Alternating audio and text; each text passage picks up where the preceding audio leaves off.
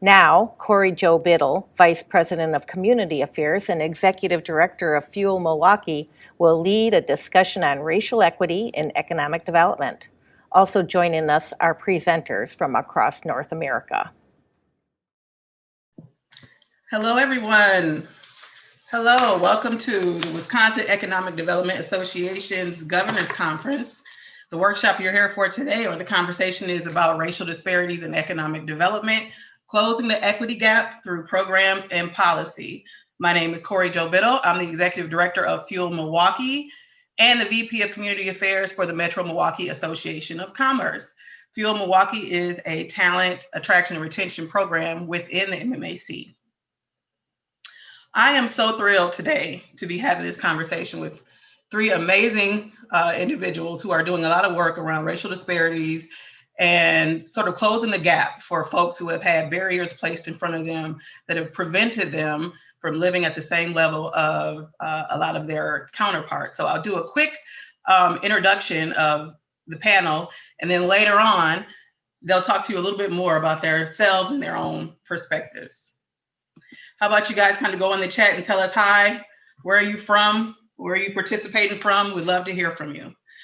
First up, Quentin Nesser Jr. is the president and CEO of the New Orleans, people do that to you a lot, don't they, Quentin? The New Orleans Business Alliance. Quentin, thank you so much for being here. We also have Roderick T. Miller, the Chief Executive Officer for Invest Puerto Rico.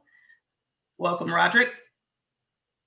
And Kurt Chilcott is the CEO and president of the CDC Small Business and Finance Organization. Hey, Kurt, thanks for being here. Happy to have you.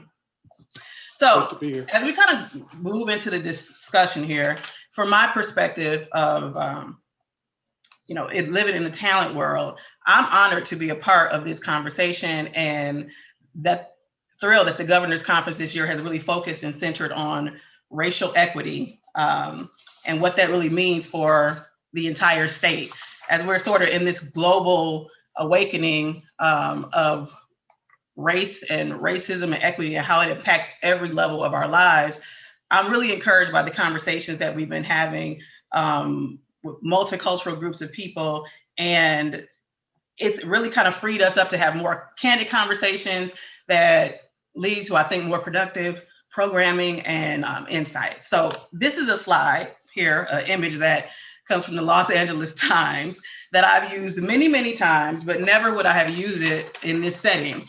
The typical setting I would use this in is people that, mostly people of color, that would look at this image and immediately give a head nod because of the sentiment and what it speaks to. It's sort of the visual representation of the inequities that people of color feel and have felt every day of their lives. So you can kind of visually see that there's two paths, and it's a sort of smack in the face of this idea that why aren't you at the same level as we are? Why aren't you achieving at the same levels? And this conversation seeks to put a little bit of meat behind the sentiment that goes along with this image. And I'm glad to be able to share this image and the direct message that it sends and what this experience feels like to other people. The point of this conversation, though, is to not only understand the experience for other people, but the impact to everyone globally and nationally when everyone is not achieving at the same level. So just some quick numbers to sort of level set some stats on income disparity, right? So in 2018, the median household income for white households was 70% higher than for Black households. We look at asset disparities. White families currently hold, on average, about 5 times as much liquid assets as Black families do. In the home ownership disparities, going back to 2016, 72% of white families own their own home, compared to just 44% of Black families and 45% of Latino and Hispanic families. For visual folks, this sort of gives you a visual idea. It's really stark, the gap. And most of you know this, but specific to the elements of economic development that can be impacted by policy and programs, I thought this was a good way to sort of start off here. So the point again is, how do we close the gap? And if we do, what's the benefit not only to the oppressed populations, but to our community as a whole, to Wisconsin, to the United States? What does that really look like? By 2050, if we close the racial gap, we'll see an increase of 8 trillion in the national GDP.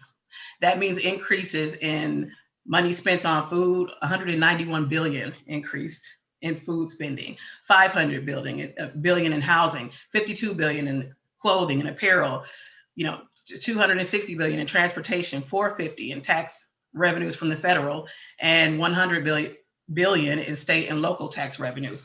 A huge impact, right? So it's obvious that there's a negative impact on humans, but it's also a huge impact on our overall economy.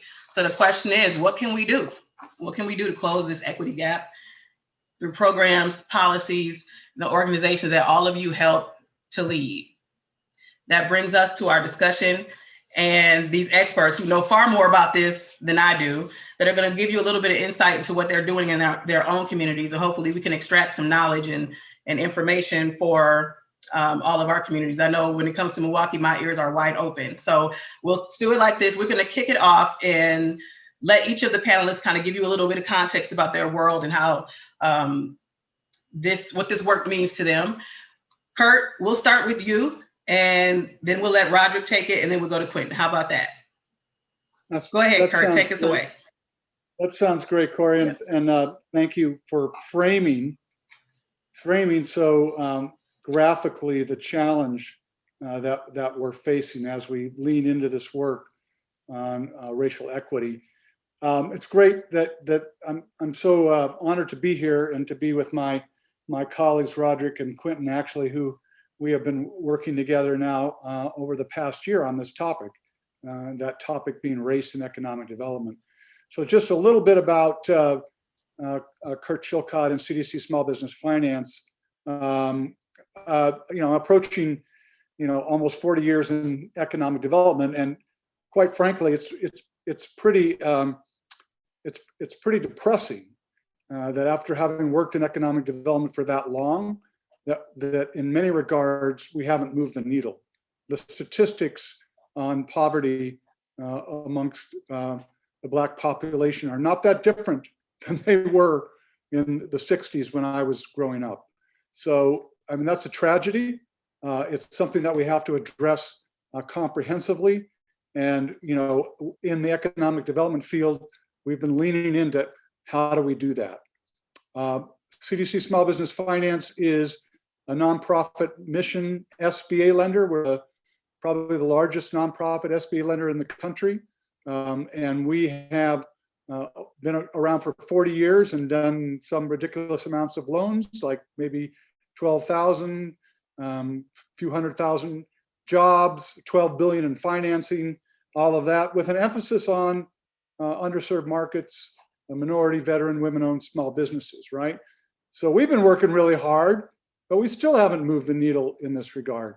So what does that mean? It really requires a fundamental questioning of the programs and the philosophy and the approach that we all have been taking for some time now. As I said, I've been privileged to work with Roderick and Quentin on a committee that the International Economic Development Council set up very early on during the pandemic and the civil unrest to really confront this question of race and economic development. How do we do this? So I know you're going to hear like great ideas and examples from all of you, but what I want to say to all of you as leaders in economic development, as economic development professionals, is that this work is really important, and this work has to occur on a variety of levels. And let me be more explicit. We cannot, as organizations, really do this work unless those of us who are in the organizations have done our own work. So the racial equity journey, as I call it, is one that is on a number of levels. But the first level that we all have to confront is it's on a personal level. So we all have a duty and an obligation to learn about our own personal biases, how we were raised, the structural racism that exists in our country. As a white man, the privilege that I have experienced, as well as the fragility that I express when I'm confronted with those racist practices. So I would encourage all of you on an individual basis to lean into this work, that we will only do better work in the community if we're on our own personal journey with regards to racial equity, which then leads to really the organizational journey. So there's work before we can go in the community, or certainly concurrently working in our community, we have to work in our organization. And so diversity, equity, and inclusion, it's not just diverse hiring, it's much deeper than that. That needs to be embedded in our organizations. And that takes time, because in many cases it's a cultural challenge. It takes time to get that message across. It takes humility, it takes vulnerability, and it takes what is my new mantra, which is listen and learn and raise awareness. And we all have an obligation to do that as individuals, as organizations, and then in our work in the community. So there's really a number of different areas that we have to do that. The other thing I would mention before turning it back to our panelists to talk about their experience in their communities is, it would be foolish to think that somehow the economic development field has been spared the impacts of structural racism. We have not. And if you start to really raise your awareness and look around, you can see how that exists. Certainly in our small business lending arena, we already know that Black and Brown owned small businesses just do not have the same access to capital and services that white owned small businesses have. It's just a fact. It's true. And so those disparities aren't something we're going to change overnight, but it's something that if we're aware of, we can start to change our programs. We can start to provide additional support. We can, as I know both Roderick and Quentin do in their communities, we can provide an ecosystem of services for Black and Brown owned small businesses that will help them succeed. And we can really focus on how do we address the racial wealth gap through both business ownership and through real estate ownership, which we think is an important part of the wealth creation and addressing that gap. We should also be looking at a lot of our economic development programs. For example, we have historically had programs like enterprise zones, opportunity zones, enterprise communities, new markets tax credits, all of these programs that were designed to provide benefit to communities of color that in many cases, when you look at it, provided benefit to the ownership class and to the developers and to those others, but not really to the community. The benefits to the community and the people in those communities of color was almost trickled down. Don't worry, you'll get the benefits from the development that we're doing. So we have to be a lot more conscious of that and a lot more cognizant of that. And we have to provide opportunities for ownership and for contracting and all of those things that go along with the system that really creates wealth in any community. So Corry, I'm gonna stop there, and I'm happy to answer any questions, particularly in the small business arena, but I'm gonna turn it over to Roderick to talk about his experience in his community. And as we're turning it over to Roderick, Kurt, thank you for that call to action and that tug on human hearts, because we're all people, right? So we all have to start from that level set. I'm encouraging everyone who's listening now to start putting your questions in the chat so we make sure we include them as we go throughout the discussion. I'm gonna hush now and let Roderick tell us a little bit about his experiences and perspective. Thanks, Roderick. Thank you so much, Corry. Kurt went hard and deep really fast. So, he pretty much set the stage. And part of what he did, I mean, he talked about this idea of the personal journey, the social ramifications and realities of what it means to be a person of color, and kind of the disparities there, as well as kind of the organizational and industry kind of implications of it. And for this purpose, I'd love to kind of focus really on the economic lens of it. I am the CEO of President and CEO of Invest Puerto Rico. I also lead a firm called Ascendant Global, and I'm going to share some of the highlights of some of the work that we've done through Ascendant Global in 5 cities around the country. It's Newark, El Paso, Rochester, New York, Atlanta, and Long Beach, California. And a lot of this stuff is in the book that I recently, I'm not going to overplug, but it's a book that I recently released. It's on governing.com called Cities and Businesses of Color, A Guide to Economic Growth.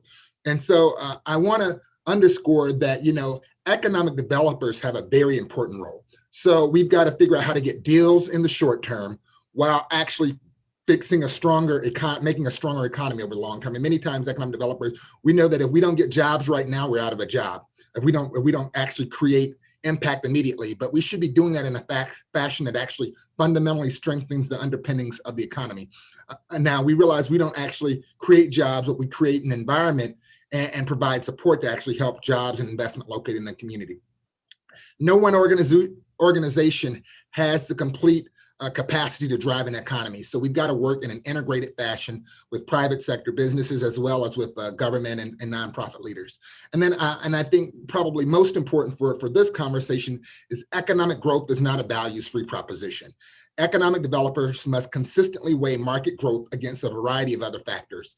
And one of the things that I think where we failed historically as economic developers is really to have the sufficient focus on the question of economic equity and opportunity. As a matter of fact, I would go a step further and say, even now, many organizations find themselves politically in a posture where they've got to confront the question of economic disparities and equities, and it's being confronted from the perspective of a social question. And I would argue that that is not the role of economic developers. While we need to be conscious of it and integrate that into our thinking, we should be looking at these programs as not a way to help the poor, Black, and brown people advance, but really what is the economic underpinnings that are going to allow our economy to advance. And I would argue that the opportunity has probably never been bigger for communities to really leverage the capacity of people of color in their communities. I'm going to share the short video. It's about 1.5 minutes, and then One go from thing there. people could get smarter, faster about is the role that the non-white workforce plays in growing the economy. For the first time since the Great Depression, 30-year-old adults are not doing better and aren't expected to do better financially than their parents. Demographic trends show that the fate of America is inexorably linked to the economic realities of non-white people, a group which lags the general population in nearly every social and economic indicator. The jobless rate for Black men aged 20 to 34 in major Midwest and Mid-Atlantic cities is over 45% versus less than half of that for white men of the same age group. The city of Detroit, which is over 80% Black, has 13.1 deaths per 1,000 births. That's nearly twice the national average of 6.3 deaths per 1,000 births. In other words, as the Black, Hispanic, and other non-white minorities increase in relative population, the problematic condition of people of color will more strongly represent the American narrative and more directly impact possibilities and outcomes for other Americans. Without significant improvements in the social and economic conditions of non-white people, prospects for long-term American economic strength are really limited. It matters because poor outcomes and lack of access to opportunity for these groups represent a competitive disadvantage for our nation. One thing people could get smart. So as we think about that, what we're really talking about is that if Black people and brown people are poor, as those populations grow, the U.S. is poor as well and less competitive.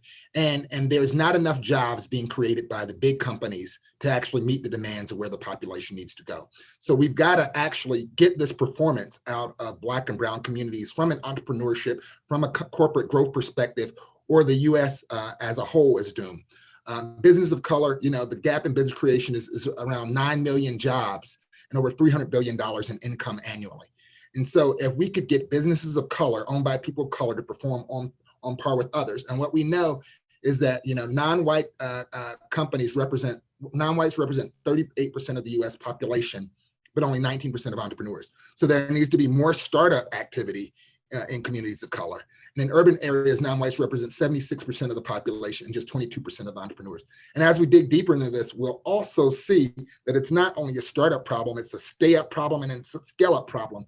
And these are the types of things that economic developers have the tools to address strategically. Since COVID's happened, Black businesses have plummeted more than 40%, Hispanic businesses 32%, and immigrant businesses 36%. So we know that, it's a perfect storm of a high concentration in leisure industries devastated by the coronavirus and weak savings. But there is some hope, because while all of these things related to COVID's performance have hurt the US economy, they have also created a new landscape. So while there's a dramatic reduction in general economic opportunity, disruption in business opportunities, we also know that real estate decisions are being made that are going to be different, because companies are saying they don't need the real estate that they once needed. So this creates new opportunities in the market.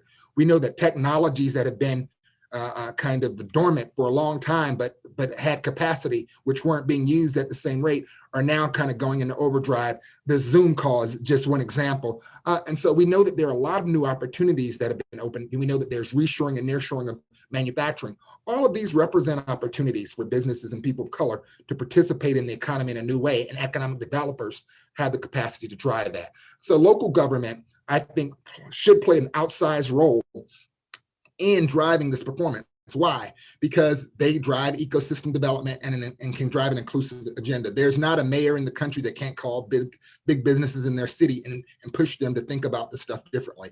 Local government has decisions across housing, procurement, health, and infrastructure. They have a bully pulpit. And the reality is that, they have historically, government has been the tool that has implemented things that have systemically helped people of color behind. So if you have the tools that have held people behind, you also have the tools that actually can advance this agenda. And it's really not about a social agenda, but it's about an economic agenda, although the social agenda is true too. And then I'm going to stop with these principles, because I think these principles are very, very important. So these are principles for securing economic inclusion that I think every community should consider. Number one, you got to acknowledge the history, discrimination, and systems that have historically kept people of color from optimally participating in economic development. In other words, I've seen so many times where all of a sudden it's the flavor of the month to focus on Black businesses and brown businesses, and then there's an expectation by business and public leaders that they can go and say, oh, this is what you need to do, Black and brown businesses, and businesses are supposed to say, well, the government is here, or well, private business is here. But no, there is a history of neglect. There's a history of, in many cases, hurting these businesses. And so that history has to be acknowledged in order to move forward in a true partnership. Principle two, act now while investing in the long term. Many communities have analysis paralysis, so they get into, well, we need to really understand the problem. You don't need to do a disparity study. You know what the disparities exist. Yeah, and it doesn't take a rocket scientist to do that. So figure out, what you can do right now while you think about these longer term studies and stuff, but don't use analysis as a reason to not do something immediately. Principle three, equitable economic growth is better for everyone. So this is not about, in many cases, the conversation tends to be, well, if we help Hispanic businesses, if we help Black businesses, there are going to be challenges as it relates to my business. The reality is we can grow the pie, and we know how to grow the pie, and economic developers should be driving that conversation that this is about making a bigger pie, not about taking away from Peter to give an opportunity to Paul or Mary. Principle four, we got to build more competitive communities. At the end of the day, it's about competition and about competitiveness. There tends to be a thinking that, only businesses that Black and brown companies can do are construction firms and corner stores. But the reality is that there has to be a movement towards higher impact companies, higher value added, high growth companies, if we're really going to make these things sustainable and actually start to address income and wealth gaps. Principle five, inclusion will bolster innovation. And so this idea that in many places, there are people who have the capacity to be in perhaps more high tech fields, but they need a hand up. And opportunities for local companies to partner and work with smaller companies or individuals that have capacity to move in these high growth spaces is vital to actually being sustainable. Principle six, act now while investing in the long term. Oh, actually, they had repeated that one. And principle seven, strategies need to be targeted versus generic and global. And what happens is in many cases I've seen, we're going to create a fund, we're going to create a small business loan fund, and any small businesses or Black businesses or whatever that need money, we're going to give them $5,000, $10,000 if they can make a case for it. And the reality is, at the end of the day, that's too broad. It doesn't really lead to the outcomes desired because it's a generic strategy. It's not really thinking about what are the sectors where there's long-term growth. In many cases, these strategies are not plugged into the regional strategies, and they need to be plugged into the bigger regional strategies for the market. And then the last principle, the cities are ideal ecosystem builders. Remember the point that I mentioned earlier, which is that no one group has the capacity to do all the work. You really have to have an ecosystem, an inclusive ecosystem. And cities really should think about, city government should really think about taking the lead in building those ecosystems. Communities of colors in cities have the potential, if they are able to participate in the economy on par with their white counterparts, to raise the overall US levels of productivity and economic activity, increasing everyone's prosperity and upward mobility. With that, thank you so much, and I will pass it to my colleague, Quentin Nesser.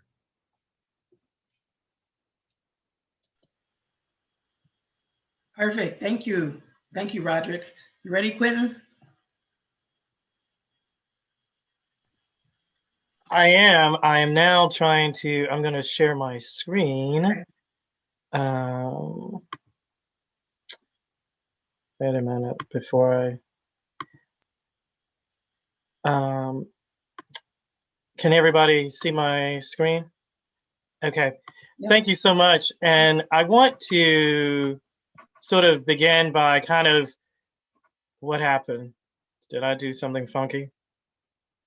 I can't see my, oh, okay. I want to go back and, oh, what's going on? It's carnival season in New Orleans, so even our computers are drinking. I want to try to sort of link. Rod was my predecessor. He was the founding president and CEO of the New Orleans Business Alliance.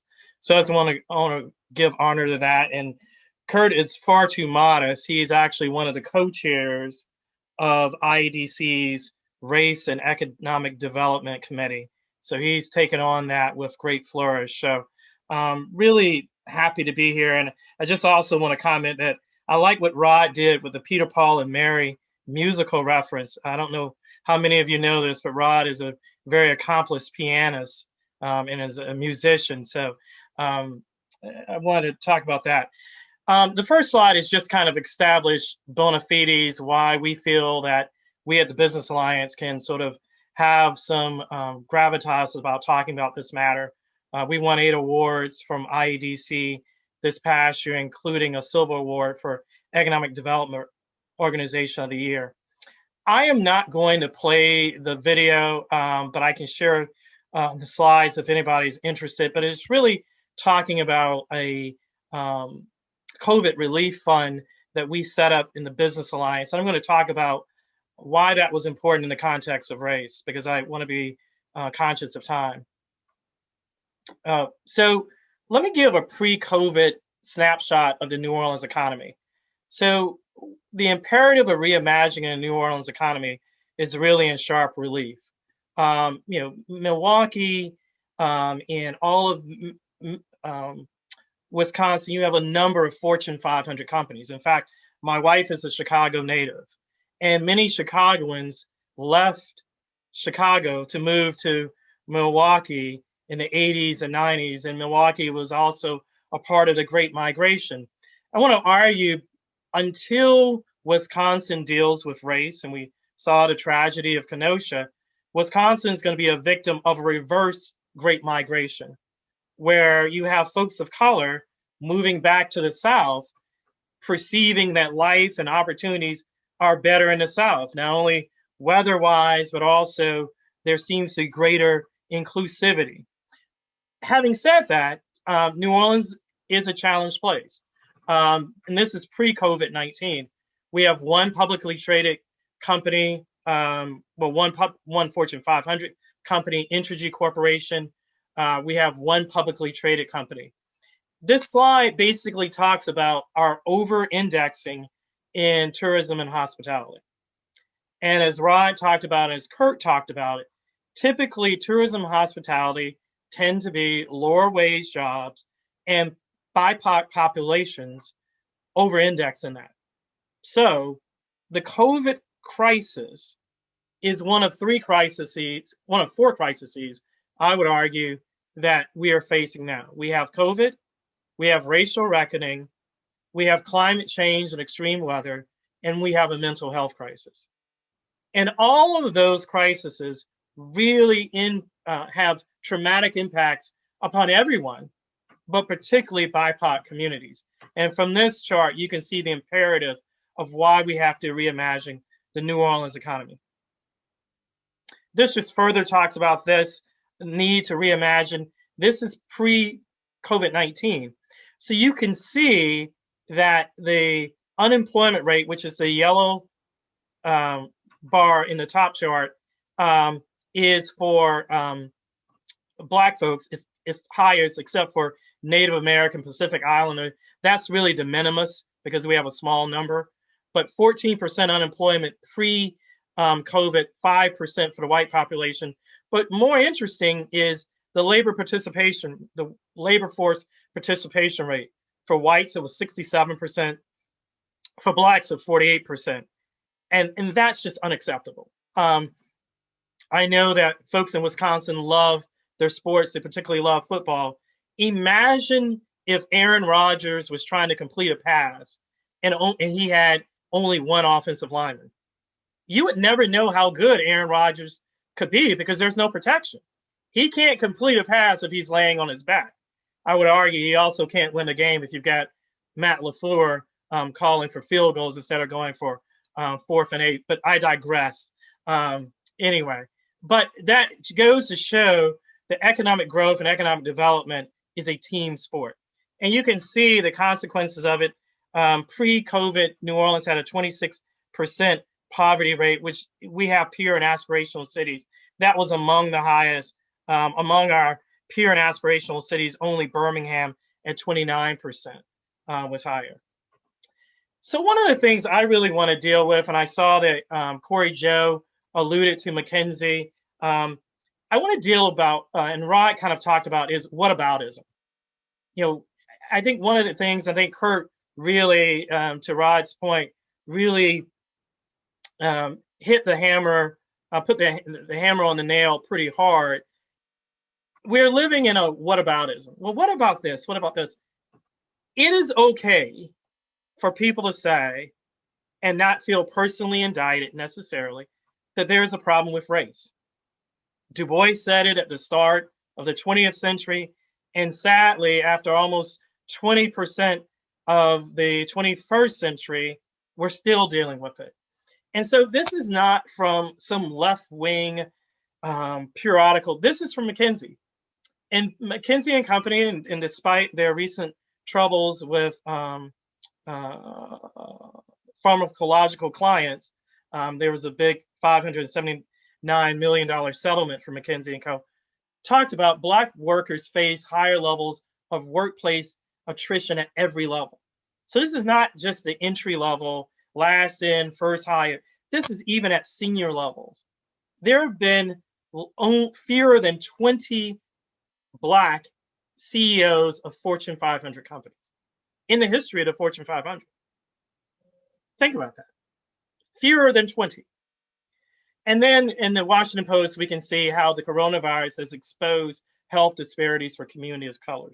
We definitely see that. And that has to do and directly tied with economic mobility and economic development. So why must race remain a dragnet trapping economic possibility? This is a busy slide, but again, it's from McKinsey and Company. And this is really factual data, because what happens is I get into conversations about what about, why can't this be explained? Or what about this? It's probably because Black and brown folks don't have the same levels of education, or this or that, or of course this is going to happen because you've only been free for 60 years, of course. So going back to Corry Joe's original political cartoon. But the point of this is to show economic vulnerability. And I would argue that Wisconsin, writ large, not just Milwaukee and Madison and some of the Kenosha, but writ large is less, is not operating at all cylinders. It does, because you have a concentration of Black folks in low-paying jobs, and Black folks still represent a significant part of the population in the state.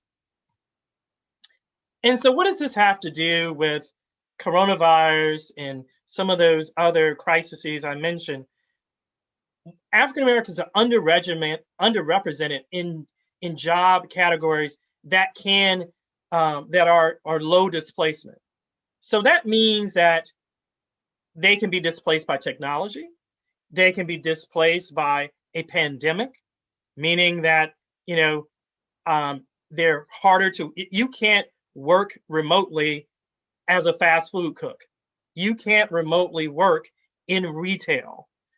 You can't do that as a machinist. And particularly in Wisconsin and parts of the state are still part of that Iron Range with Minnesota. That's critically important, not just for Black folks, because I would argue what happens to BIPOC community is really a proxy for what happens to poor white people. And the fundamental challenge is poverty. And sometimes there are a lot of poor white folks who are not dealing with their reality, and we're not constructing policies for everyone because we get sidetracked by race. We see the underrepresentation of Black folks in areas that have low displacement, meaning these are jobs that are not as economically vulnerable, or stated alternatively, more economically secure. Educators, creative arts, health professionals, obviously, we learned that with this tragedy, business professionals, economic developers, property maintenance, and agriculture. There's never been a demand for people who can successfully disinfect and clean and janitorial services as they have been now. I want to be sensitive about time, so I'm probably going to try to speed through the rest of this. So I want to deal with this whataboutism. This is something that Corry Joe talked about with the medium income disparity. We can see that it's well known. But I really want to, and I think Rod has talked about opportunity zones, and Kurt talked about other programs that missed their mark because they were not narrowly tailored enough and tailored specifically to address the challenge. But this is what I really want to talk about with the whataboutism. So the great equalizer, we've been told, is education. My parents were educators and they over-indexed on education. My brother went to Wesleyan and he is a Wharton MBA. And, you know, I went to a couple of places and have a couple of grad degrees. But what this chart shows you, it doesn't matter. Because if you look at this chart, and this is the most powerful thing if you have gone to sleep about anything else, Blacks who have some sort of post-college, some sort of graduate school, only earn, as far as net worth, is only about $6,000 more than white folks with AA degrees or a part of college. So let me just say that again. Blacks with graduate degrees earn or have a net worth about $6,000 of whites that have a piece of a college experience. Not necessarily a full college experience or an associate degree, and there's nothing wrong with an associate degree. But what it shows is that for years, we have said that education was the great equalizer. If we just improve education, we would get there.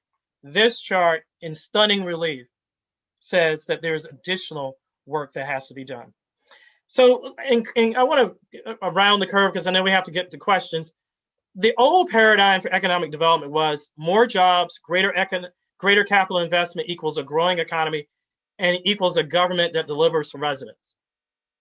And I would argue that that old economy, that old paradigm, was never really fully explanatory or satisfactory, because it never asked who got the jobs, who got the capital backs. And what you see are tragic situations born out of economic vulnerability. I would argue the tragedy with George Floyd came out of economic vulnerability, because George Floyd's alleged crime was passing a counterfeit $20 bill. That started the situation. In Baton Rouge, Louisiana, with Alton Sterling, who was murdered by police, it was selling bootleg CDs. These are not economically rational behavior of people who have other options. They're hustle behavior because of economic exclusion. So why was Georgia the center of the political universe? And the reason I want to convince people, because I know some people are not convinced still, Georgia figured out a way, despite being a place that had counties like Forsyth County that for years in Jim Crow excluded Black people. Blacks left places like Milwaukee, and you can see the loss of 2 congressional seats since 1960, and came back to the South, to places like Georgia. So Georgia now is in the top 15 of US states with population, and Wisconsin is not. So you used to see a great migration in the 20s and 40s of Blacks leaving the South and going up to the Midwest and the Northeast. You're now seeing that reverse. I think you can stop that if you deal with race and use the tragedy of a Jacob Blake situation, or use tragedies that have befallen folks in Milwaukee and Madison to address and have an open and honest conversation about race and the fact that it's a dragnet on all economic possibility. So the last thing is economic development has to be intentionally inclusive. CapEx alone, job counts alone will not deliver the economic mobility. And this is ultimately the word. It can't be economic development. It has to be economic mobility, Raj-Chetty, and the opportunity index. It has to be economic opportunity, economic inclusiveness. So there are 3 critical assumptions you can read on the slide. The strategic elements, it has to be generational and transformational. You have to develop an equitable knowledge economy, strong public-private partnerships, and you have to really figure out how to connect your legacy industries, manufacturing. One of my dreams in life is to own a Harley Davidson, but you also have to figure out how can Wisconsin be a part of the next generation of mobility, whether it's electric motorcycles or autonomous motorcycles or things of that nature. And the last thing is, we at the Business Lines, we wanted to respond to the racial pandemic.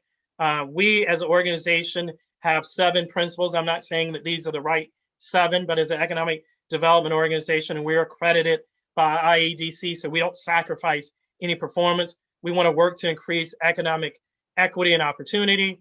We want to use our resources to support and directly partner with businesses owned by people of color. We want to elevate the voices of community members committed to the work of economic equity. We want to use our platform as a public-private partnership to create equitable outcomes. We want to use data. That's why we deal with whataboutism by giving them with data to illuminate the issues of economic equity while working towards solutions. So you can't just highlight the problem without leaning in and suggesting solutions. We want to adapt an equity lens within our own organization and make problematic our own behaviors and practicing, even who we procure. And I'm proud to say a lot of our contracts, few as they might, tend to be with BIPOC owned business, and we have not sacrificed quality. And the last, we have to transform our local economy so that we are less economically vulnerable in the future. So that's it. I will stop sharing. But the point of all this is, it is okay to focus on BIPOC communities, because I would argue BIPOC communities are driving the population growth that's fundamentally changing and realigning political power and economic power. Thank you. Quentin, that was amazing. Thank you so much. I'm getting text messages and I'm seeing in the chat, amen. And you took us to church with that one. So in the moments that we have to discuss, what I really want to talk about, and there was one question in the chat that was kind of related to this. Some of the organizations are just starting to get to the point where they're comfortable having this conversation and being as frank and as human, Kurt, as your comments and sentiments when we first started the conversation. So let's just talk about that. where do organizations start? Talk us through what that looks like. Paint the picture tomorrow when folks go to work and, you know, start planning how they're going to, you know, do a takeover. What does that look like? What should they be asking their leaders to do? Where do they start? What does that strategy look like? They all, you know, all these different leaders, they know what the issues are. Enough reports already. Where do we start? Corry, I'll jump in, and let my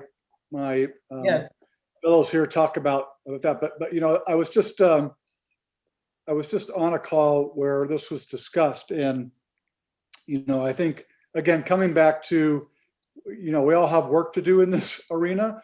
That if you're going to take on this challenge within your organization, you need to resource it.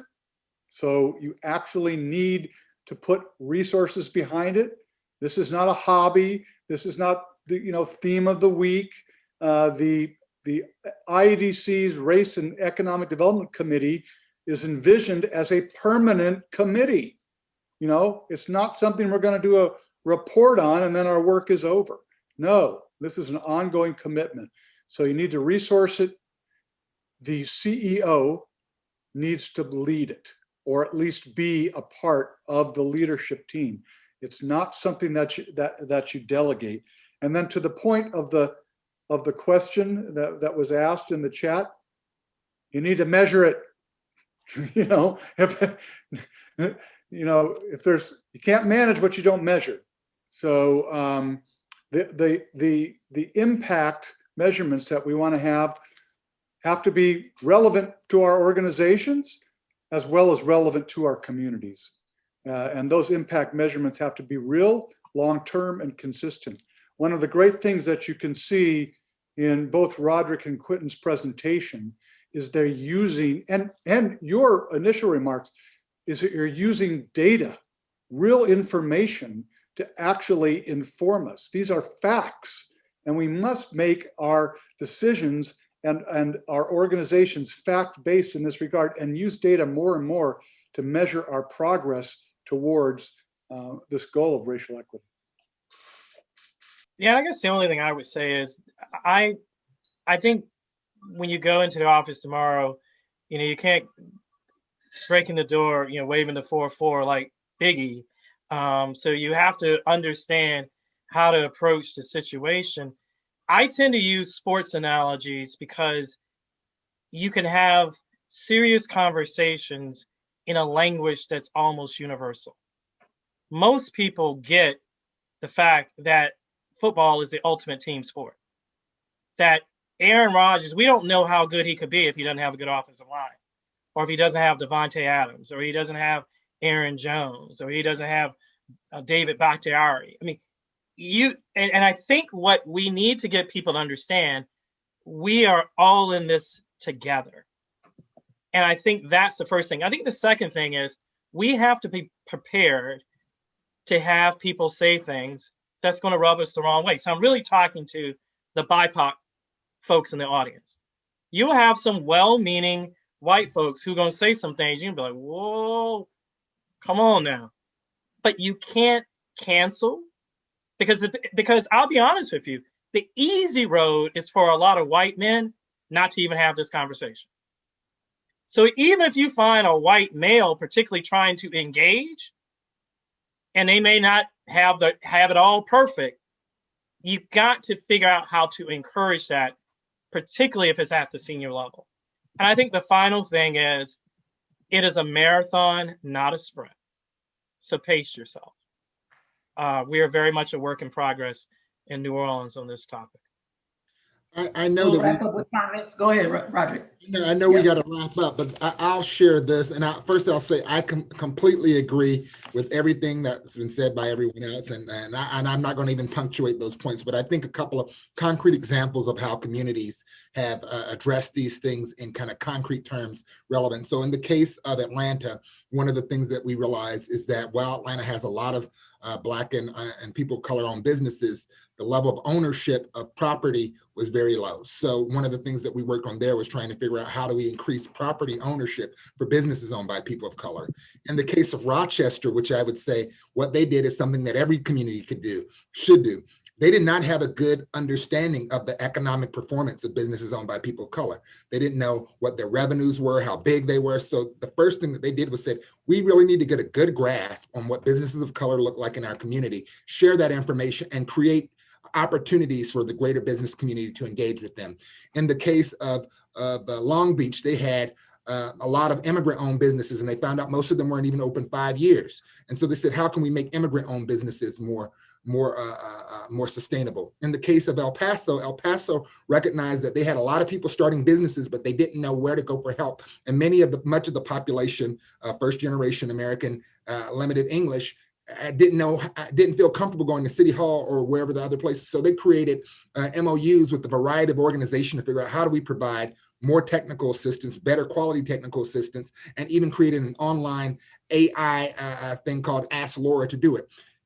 Understand who your businesses of color are, who they want to become. That's the first step. And doing that, tie the results directly to the metrics that are your metrics anyway. So that if it's jobs and investment, how do you create more jobs and investment for these populations? Because it's not about just carving off a piece of the pie and saying, oh, let's do something for the people of color over here. No, it's about figuring out how do you actually have stronger economic performance, leveraging the full totality of what your community is. So with that, thank you very much. That's perfect. Thank you so much. This has been an amazing panel, so much information. Maybe when we do part 2, we'll just have a little bit more, we'll chat a little bit more. Roderick, I want you to unmute because I want you to say something to us in Spanish. Bueno, yo puedo hablar con todos ustedes en español, espero que entiendan, pero la verdad es que hay oportunidades tremendas y acá en Puerto Rico les invitamos a todos para participar en nuestro crecimiento económico también. Beautiful. I said Puerto Rico, we're growing and we're booming. I invite all of you to explore how you can partner and grow your businesses in Puerto Rico as well. We might have to come to Puerto Rico and do some research. Absolutely. You guys were fabulous. Thank you so much. And thank you to all the participants. This is great. Bye-bye.